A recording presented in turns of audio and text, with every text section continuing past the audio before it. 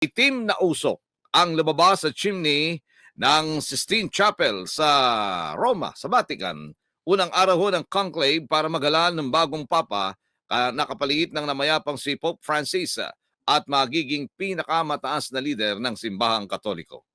Matapos pong ilang oras, bigo ang mga cardinal na makapili ng bagong papa sa unang araw ng secret conclave. Bandang 3:00 ng madaling araw sa Pilipinas, nang lumabas ang itim na usok na nangangahulugan na wala pang napipili ang 133 kardinal. 133 ho pala, no ha? Ang mga botanteng kardinal. Botanteng kardinal, ano ha? Registered voter ho yun. Lahat ho yun.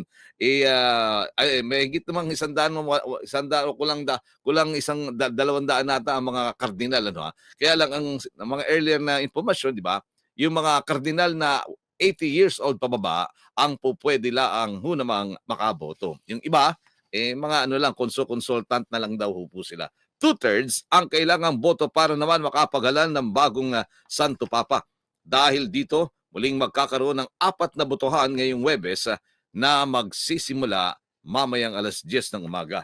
Karaniwang tumatagal ng ilang araw ang conclave bago makapili ng bagong Santo Papa. Walang atrasan. Ayan, ano,